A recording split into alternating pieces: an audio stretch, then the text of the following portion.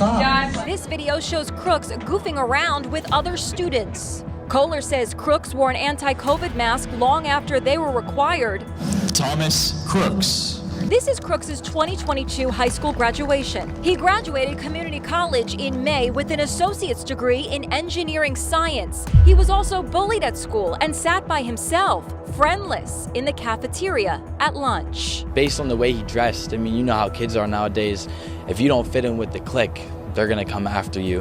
And that's kind of like how he was. Like, he would sit by himself, play games on his computer. The FBI are now scouring Crooks' phone for clues to a motive. This is his voicemail message. Hello, this is Thomas Crooks. Is not available.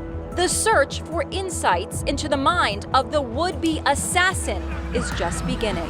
On July 13th of 2024, the entire nation was in a state of shock as the news quickly spread that there had been an assassination attempt on former President Donald Trump in Butler, Pennsylvania. The former president had been at an outdoor rally when the shooter, a man who was later revealed to be 20-year-old Thomas Matthew Crooks of Bethel, Pennsylvania, opened fire on him. Trump narrowly avoided being hit and dropped to the ground as Secret Service agents hurried to shield him with their own bodies. Take a look at that dramatic moment as it was captured live. Oh, that's a little bit old, that chart. That chart's a couple of months old, and if you want to really see something that's said, take a look at what happened.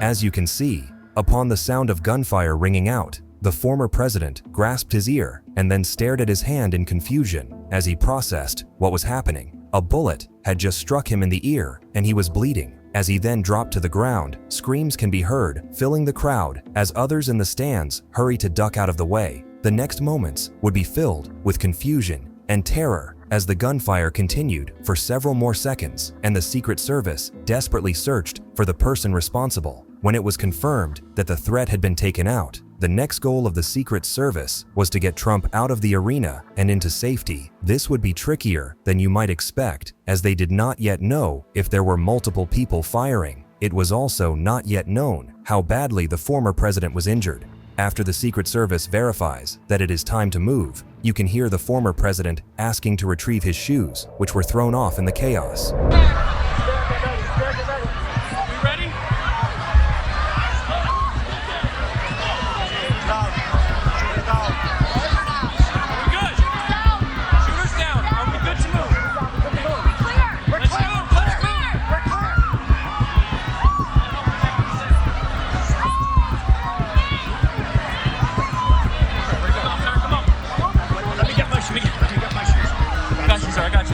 Let me get my shoes. Hold on, your head is bloody. So we gotta move to the classroom. Let me get my shoes. Okay, Watch out.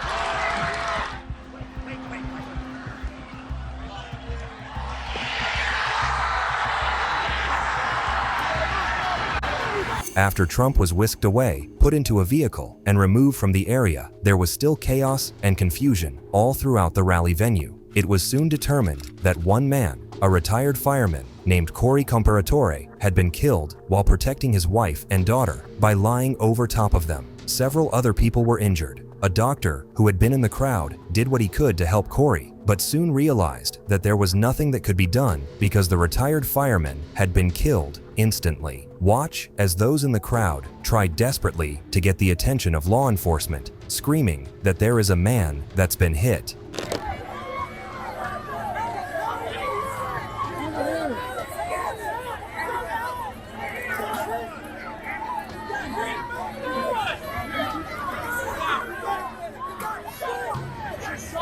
One shot right here, Mike.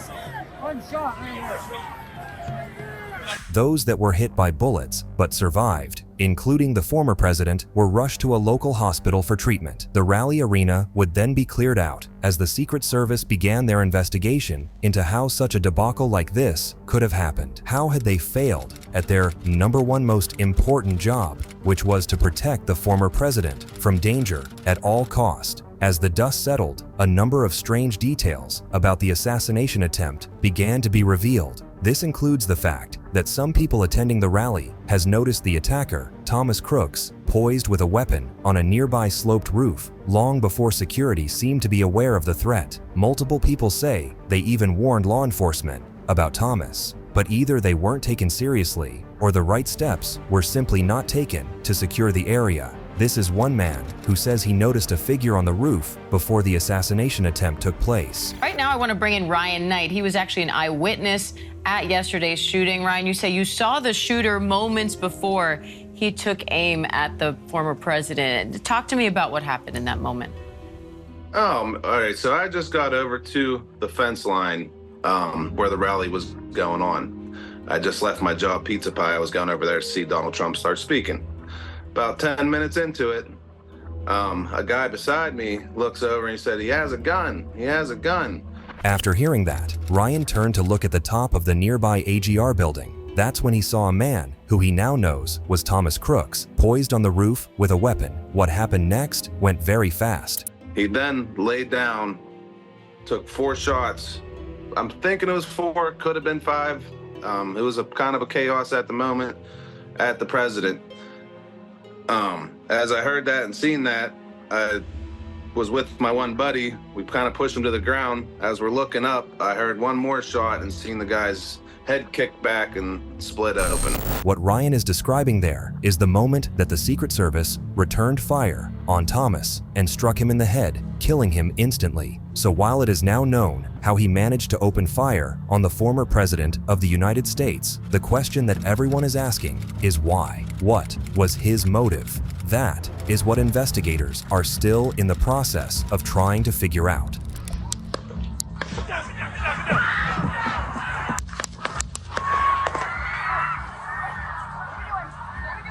We had what we're calling an assassination attempt against our former president, Donald Trump. It's still an active crime scene. After receiving treatment in the hospital, Trump described what he knew about his injury. Trump said he was shot by a bullet that pierced the upper part of his right ear. On his Truth social media platform, he wrote, quote, "I knew immediately that something was wrong and then I heard a whizzing sound, shots, and immediately felt the bullet ripping through the skin." A New York Times photographer captured this image of what appears to show a bullet racing by the former president's head. It wasn't until the early morning hours of the day following the attempted assassination that the identity of the person behind it was officially revealed. The FBI identified the gunman as 20-year-old Thomas Matthew Crooks of Bethel Park, Pennsylvania. They say he fired shots from outside the secure cordoned area of the rally, atop an elevated structure. He started shooting. Bow, bow, bow, bow. About 4 to 5 shots rang out. The pressure was on the FBI to find out as much information as they possibly could about Thomas Crooks. They needed to not only try to figure out what his motive was, but if he had left anything of value behind that would suggest other threats he might have been planning. Law enforcement converged on Crooks' family's suburban Pittsburgh home overnight. They asked us to leave our house. They told us it was a state of emergency. No warning, they just knocked on the door in the middle of the night. More information has since been revealed about who exactly Thomas was, including the fact that he was bullied by his former high school classmates. Thomas Crooks was a high school student when he appeared in an ad for an investment company. We found this video on his high school Facebook page explaining computer coding to another student. The signal is decreasing. Crooks' high school years were troubled. He was rejected by the school rifle team. The reason that Thomas was supposedly rejected from the rifle team was because of his notoriously bad aim. This is ironic, considering the fact that we now know he had likely attempted to hit former President Trump in the head and missed. He was in the same homeroom as me. Former classmate Sarah D'Angelo says Crooks studied the assassination of President Kennedy in Honors American History class. You kind of had to make your own conspiracy theory about where the shooter was and, how you thought it was done. While researching JFK's assassination was just an assignment for history class, Thomas was reportedly very passionate about the project. This obviously makes you wonder if he had planned the future assassination attempt on Trump years before it actually happened. He was also bullied at school and sat by himself, friendless, in the cafeteria at lunch. Based on the way he dressed, I mean, you know how kids are nowadays. If you don't fit in with the clique, they're gonna come after you. And that's kind of like how he was. Like, he would sit by himself, play games on his computer. And just as that classmate of Thomas's described, the other students liked to give him a hard time, as we can see in this video, which appears to have been taken on a cell phone inside of a classroom. This video shows Crooks goofing around with other students. Kohler says Crooks wore an anti-COVID mask long after they were required. Thomas Crooks. This is Crooks' 2022 high school graduation. He graduated community college in May with an associate's degree in engineering science. Some people who went to school remembered Thomas in different ways. Some called him socially awkward and lonely and recalled him being ridiculed for his clothing and hygiene. Meanwhile, others remembered him as a polite but aloof person. So while we know that Thomas had a difficult time fitting in with his fellow students, he was clearly intelligent and had a lot of promise. He had a clean academic and employment record with no history of disciplinary issues. He also earned a $500 award for math and science while he was attending Bethel Park High School. After getting his associate's degree from the Community College of Allegheny County, he took a job as a dietary aide at a local nursing home. There, he was getting paid $16 an hour to wash dishes and serve meals. His employer described him as a reliable employee with a clean background check. But working at this facility was not a long-term goal for Thomas. He was in the process of saving up some money and was planning to enroll at Robert Morris University in the fall. He was an avid chess player, enjoyed video games, and had an interest in computer programming. Thomas was the middle sibling of 3 kids. His family has been staying out of the public eye as much as possible and have declined to comment on everything that has gone down. They say they are cooperating with law enforcement with their investigation. Thomas's parents, Matthew and Mary Crooks, were both licensed professional counselors. Despite their professions, they seemed unaware of the depth of their son's issues. As much as they have tried to avoid public questioning as much as possible, it has been difficult for them, as they have been harassed by reporters on the few times that they have left home since the assassination attempt. In this video, we can see Thomas's father and another family member pushing a cart of groceries out of Walmart when they get confronted. Why would your son want to kill the president? Back off! No comment. No comment! Were there any warning signs, Matthew? No comment. How's Mary holding up? No comment.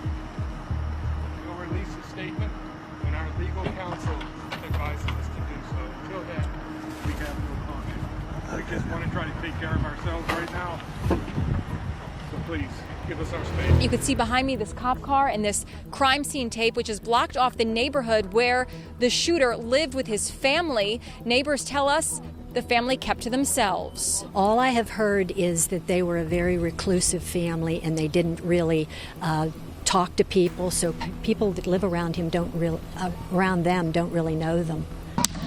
The motive for firing at Trump remains a mystery.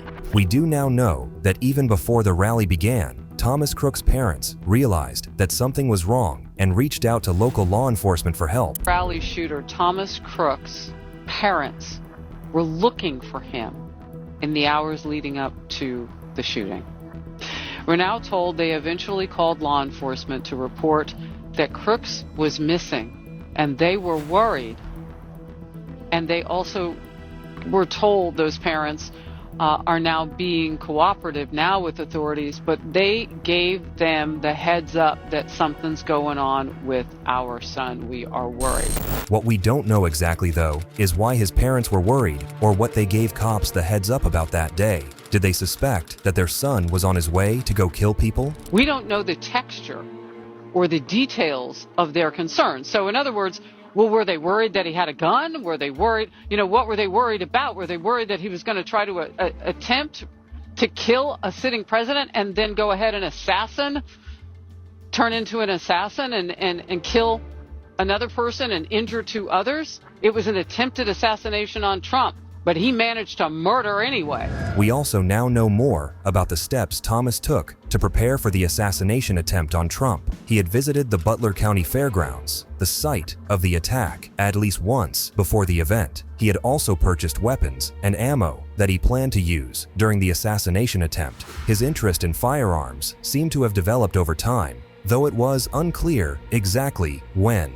His father owned over a dozen firearms, including the semi-automatic rifle used in the attack. As more information comes out about this would-be assassin, it is becoming more and more clear that this tragedy could have likely been prevented. This information was gathered due to items that the cops retrieved from the top of the roof after Thomas's death. This morning, new insight into the final moments of a 20-year-old would-be assassin, as we are seeing new pictures of Thomas Matthew Crooks right before Saturday's shooting. Local police taking these pictures when they first noticed the shooter, and these pictures of the items found on the roof, including a black cell phone and a gray wireless transmitter authorities say he intended to use to remotely detonate explosives in his car.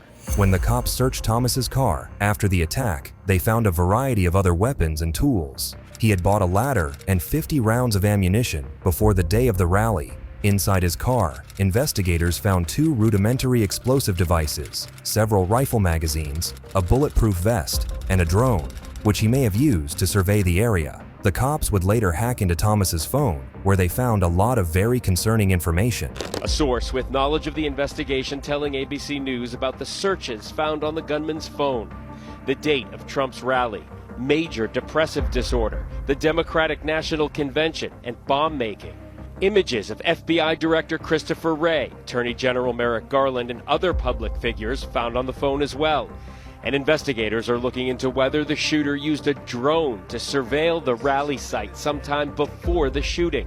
This same source also says that it would have been possible to thwart Thomas's plan as late as 6 minutes before he fired for the first time. At 5:41 Saturday evening, a sniper with the local SWAT team put out a description of a suspect lurking around the ARG building. 24 minutes later, a radio call. That suspect spotted at picnic tables carrying a backpack. 1 minute later, the sniper who first noticed him left his position and went to meet a patrol officer. 2 police vehicles moved in position, but at 6:12, those shots rang out. At that point, it was too late. There has been some information released about Thomas allegedly threatening to leap up his high school in 2019, an incident dismissed by school officials at the time. This history suggested that his interest in violence had been brewing for years. Most people would speculate that at least part of the reason behind Thomas's motive would be that he had different views than the former president regarding politics. But even that issue seems a bit unclear. Crooks was a registered Republican, but donated $15 to a progressive group. When 20-year-old Crooks was taken down by a Secret Service sniper, he wore a t-shirt from Demolition Ranch, a YouTube channel that features firearms. Clearly, anybody who goes into a situation like this, where they're planning to attempt to kill a former president, knows that they will likely not survive. But at just 20 years old, Thomas was supposedly willing to die. Was all this because he just wanted to make sure that Trump wouldn't be re-elected again in November of 2024? Or was his motive bigger than Trump entirely? It may take some time before we know for sure. The FBI are now scouring Crooks' phone for clues to a motive. This is his voicemail message. Hello, this is Thomas Crooks. Is not available. The search for insights into the mind of the would-be assassin is just beginning.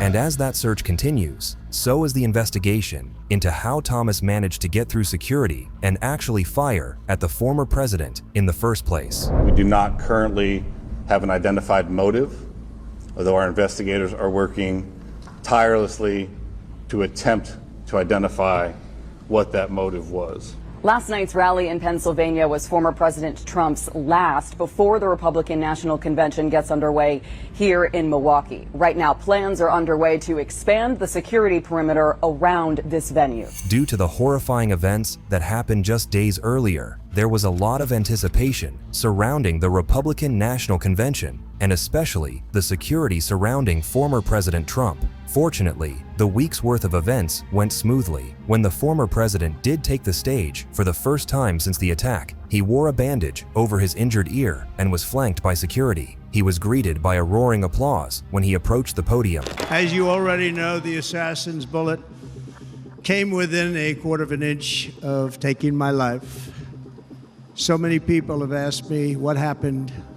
Tell us what happened, please. And therefore, I will tell you exactly what happened, and you'll never hear it from me a second time because it's actually too painful to tell. The former president explained that the only thing that saved him from being struck in the head that day was because he turned his head just a few inches to the right in order to view the chart while the assassin began firing. When I heard a loud whizzing sound and felt something hit me really, really hard on my right ear, I said to myself, wow, what was that? It can only be a bullet. And moved my right hand to my ear, brought it down. My hand was covered with blood, just absolutely blood all over the place. I immediately knew it was very serious, that we were under attack, and in one movement proceeded to drop to the ground. Bullets were continuing to fly as very brave Secret Service agents rushed to the stage, and they really did. They rushed to the stage. Despite the criticism that the Secret Service have received for the failure to protect Trump from that initial barrage of bullets, the former president praised them for their bravery as they put their own lives on the line to save him. Incredible people. They're incredible people. Bullets were flying over us, yet I felt serene. But now the Secret Service agents were putting themselves in peril. They were in very dangerous territory. Bullets were flying right over them, missing them by a very small amount of inches. And then it all stopped. Our Secret Service sniper, from a much greater distance and with only one bullet used, took the assassin's life, took him out.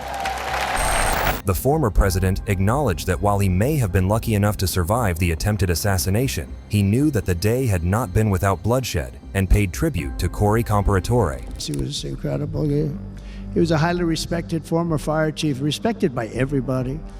Was accompanied by his wife, Helen, incredible woman. I spoke to her today, devastated, and two precious daughters.